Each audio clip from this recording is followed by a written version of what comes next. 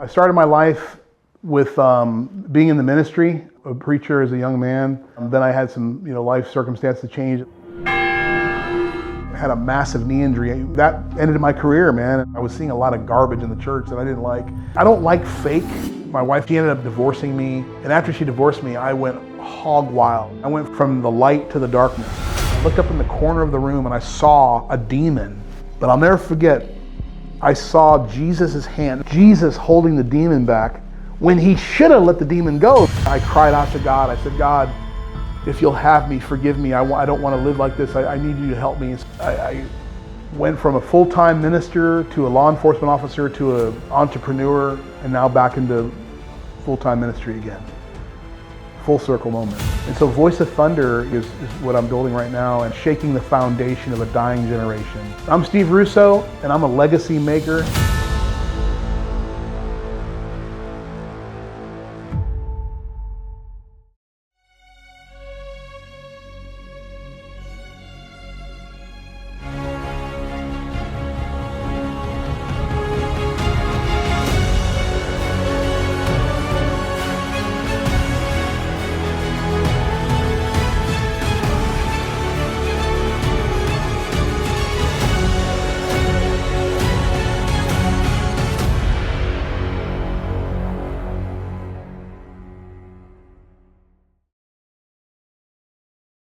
I'm Steve Russo, and I'm the founder of Voice of Thunder Ministries. In an Italian family, the story of Steve Russo began. So I was born in 1970 in Cook County, Illinois, lived in Chicago for 10 years, and moved to Texas when I was 10 years old, and had a big Italian family, grew up Italian, full-blood Italian. I got two brothers, two sisters. My dad was a hardworking construction guy. He had his own construction company. My mom was a stay-at-home mom. She always, she didn't really work, when we were younger. She just raised kids, and they were just, loving people, very stern people though. My dad was very stern and very, he kept us in line as kids, that's for sure. I love sports. I played football. I played baseball. I wanted to be pro. That was really what I wanted to do. I wanted to, be either baseball or football. And then my junior year of high school, I had a massive knee injury during one of our games, and I had multiple surgeries. And basically, the doctor told me, this is back in 1988. The doctor said, you can either walk or you can play football. So, I chose to walk, because back then they didn't have the kind of surgeries we can do now. But anyway, yeah, that ended my career, man. And I had to, figure out what I wanted to do. And when I got into my teenage years, that's when I started, the horns came out. When I got out of sports, I couldn't play sports anymore. So I was kind of figuring out what I wanted to do. And I just basically worked. I just started work as a young man. I was still in high school when I got my first job, so. During his high school years, Steve Russo faced a moment that would shape the path ahead. When all that ended, I started going out with my friends, and we were partying and doing stuff, and we ended up watching this video. I don't know, it was banned in like 48 states. It was called Faces of Death. The one that we watched in particular that night was that they showed a satanic sacrifice. And I remember going home that night, and I went to take a shower, and I felt like something was in me, like I felt a demon, man. And so when I went downstairs, my mom knew exactly what was going on, and she prayed for me. Her and my father went in, it was in the bathroom. And I remember, never forget, I was 17 years old, and they prayed for me, and my mom casted the devil out of me, man. My mom was a strong Christian warrior, of God, man. She always preached to us kids, and she was always reading the Bible. And I remember she cast the devil out of me, and I got set free, and Jesus became real to me. And I remember my mom let me stay home from school for 3 days, and I took salt baths, and I couldn't stop reading the Bible. I was just reading and reading and reading and reading. And when I went back to school, there happened to be a fire drill. And back in that day, we would all go out and assemble in the football field. I don't know if they still do that now, but they did back then. And on the first time I ever preached, we all assembled, and somebody asked me, where you been, Steve? I haven't seen you, man. And so I jumped up on one of those railroad ties, and I preached for the first time. I said, I want to tell you what happened to me, everybody. And it was pretty impactful. And I knew at that moment in my life that God had called me to preach. Because I was shy, man. I just stuttered when I was a little boy. I didn't talk good. And when God got a hold of me, man, he filled me with his power. He set me free, and he brought me to He said, I've called you to be my voice. So that was the beginning of my journey of now knowing what I wanted to do with my life. And that's when I went off to Bible college. After I graduated high school, I went to Bible school in Dallas, Texas. And that's where I went from there. As soon as I graduated high school, I knew I wanted to go get training. I wanted to be in the ministry. I felt the Lord absolutely calling me. And I went to Bible college in Dallas, Texas, and I was there for 2 years. It was a 2-year school. And it was great, man. I had great experience. I met a lot of prominent people, pastors and people that really impacted me and shaped my life. And I grew. I learned a lot about, the Bible and just the classes that I took. And it was incredible. I met wonderful people. Mark Jobe was my mentor. His daughter's famous now, Carrie Jobe. She's a famous Christian singer. But the thing God's been putting on my heart, and it's probably been confirmed in many of your hearts, is that He wants the Christians in this school to combine. Now, the word combine in the text means to join, to solidify, and to unify. After I got out of Bible college, I married my first wife, and we went into the ministry. We were youth pastors for a long time at a church, and then I ended up starting a ministry called Youth Force Ministries, and I developed dramas and skits, and we would go to the streets, and I began to develop teams of young people, and we did this. I started getting invited into the high schools, the junior highs, the college campuses, and I was speaking. I was getting invitations to speak everywhere. We were doing big high school assemblies, and we had thousands of kids come to the Lord, and it was powerful, man. God was really using us. It was an incredible time in my life, my early 20s, mid 20s, late 20s. Then we got involved in this one church, and it turned out to be not a good church. It was a very bad experience. Let me just tell you that. And I started getting angry, and I started getting the people in the church were upsetting me because I was seeing a lot of garbage in the church that I didn't like. And that's what I was seeing. Well, I started getting resentful, and I started getting angry, and little by little, my heart started to get hard, and I started to smoke weed because I was like, man, I just need to chill, and drinking, and I started to really just go down a bad path. And I pulled myself out of the ministry. My wife and I separated for a year. She ended up divorcing me. And after she divorced me, I went hog wild. I was like, you know what? I don't want nothing to do with God. I felt like Jonah, God had called me to preach, but I went the other way. You know what I'm saying? Because I allowed the enemy to placate me again and bring me down a dark path. And instead of surrounding myself with the people that love me, I listened to the lie and went to the other way. And I know a lot of people who were listening to this can relate, because this is what happens. It's real life.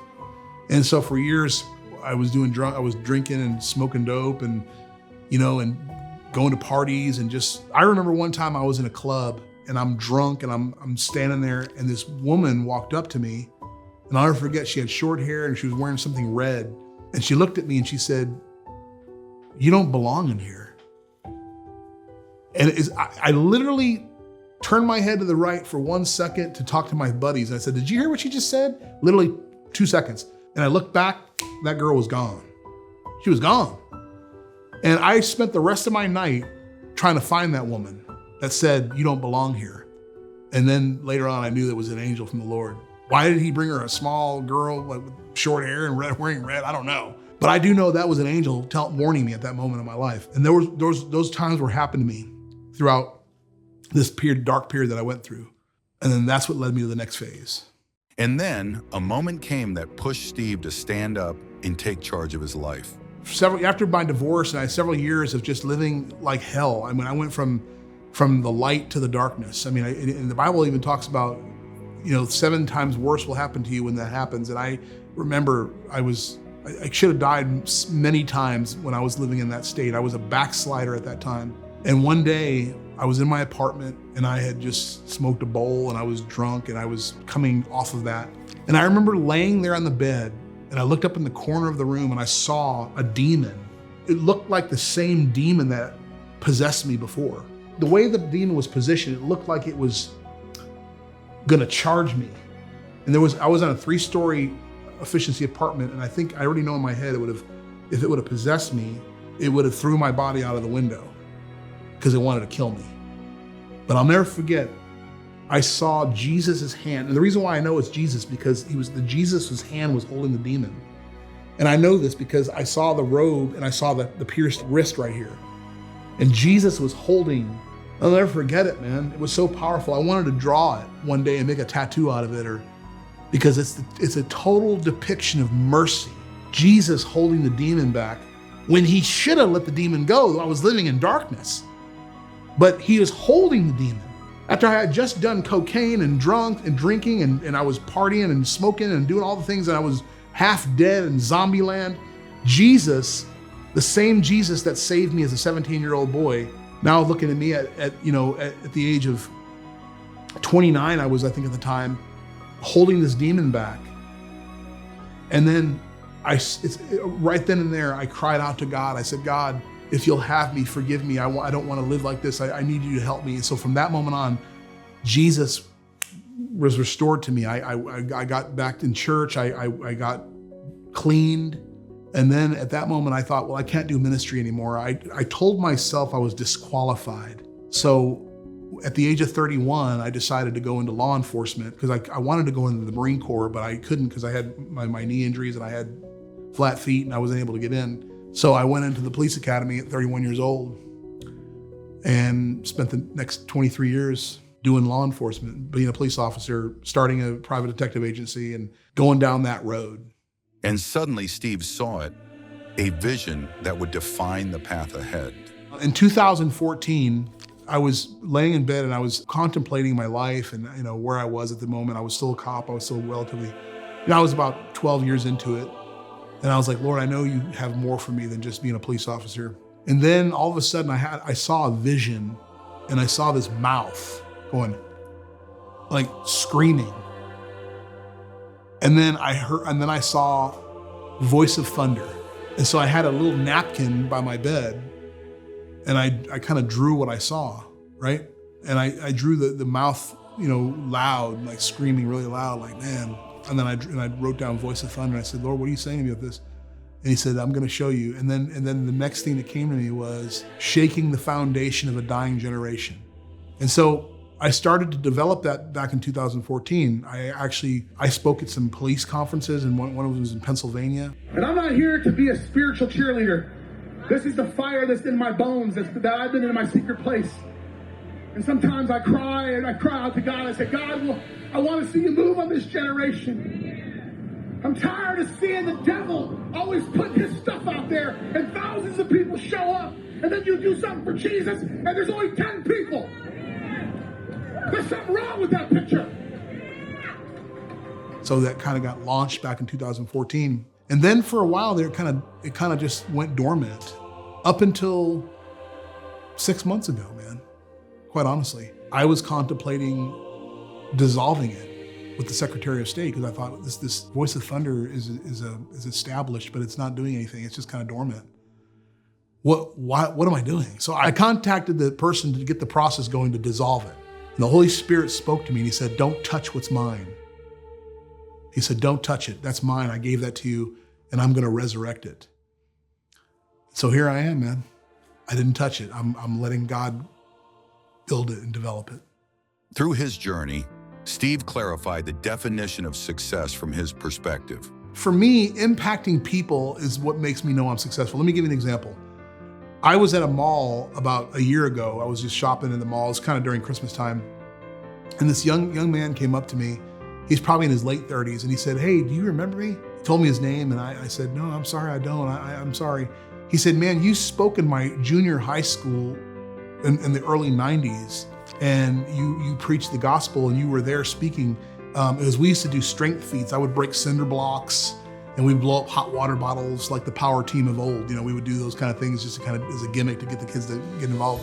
He said, and you impacted my life to the point where my life's never been the same since. I got a family now. He was even a pastor. And I was like, wow, man, that's awesome. Thank you for telling me that. So those kind of things, when they happen, that to me is the mark of success. Like how much impact can I have? How much influence can I have?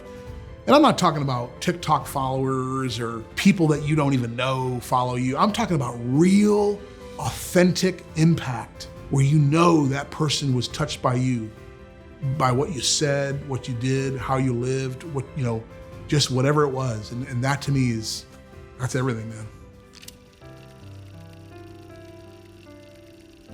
From his journey, Steve shared a message for all who had lost hope. If I had to speak to one person right now that was in need and that was broken down, broken hearted, and felt like you're lost, you don't have nowhere to turn, I would tell you to turn your life over to Jesus Christ. I mean, he is not just some refrigerator magnet that you look at every day. He's the real God that is sitting at the right hand of the Father right now, waiting to come back. And there's a lot going on in this world. I mean, we lost a mighty man of God in Charlie Kirk. We lost, there's a lot of things happening. There's a revival happening, actually. And so if you would just open your heart and just cry out to Jesus like I did as a young 17-year-old boy. And when I was 29 years old, again, at that phase in my life where I was down a bad, dark path, I just cried out to Jesus, man. And the Bible says that Jesus is a friend that sticks closer than a brother.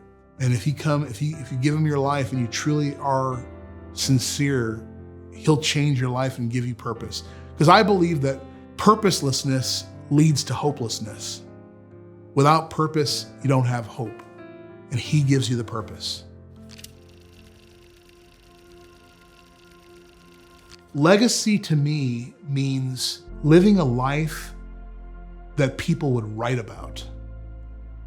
Honestly, if you were to pass away tomorrow, would people write about your life? Would they write about you? That's what I want to leave. I want to leave that kind of legacy where people would write about you. Not that it's about me, but that to me is really, what are your kids going to say? What are they going to write about you? What are the people going to say about you when you leave? I want to leave that kind of a mark on society and this life. Whatever little mark I can leave, man, I want to leave that imprint so that people will know, man, Steve Russo was the real deal, and I mean, right now we're living in a time where, we just lost a great guy, we lost a great person, and with Charlie Kirk, he's made millions of impact on millions of lives.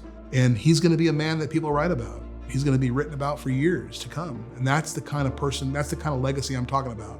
Not everybody's a Charlie Kirk, but everybody's who you are. Steve, there's only one Steve Russo, right?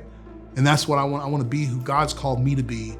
I ain't trying to be like nobody else. I'm gonna try just to be who God made me to be. And that's what I would encourage you to do, is be who God made you to be.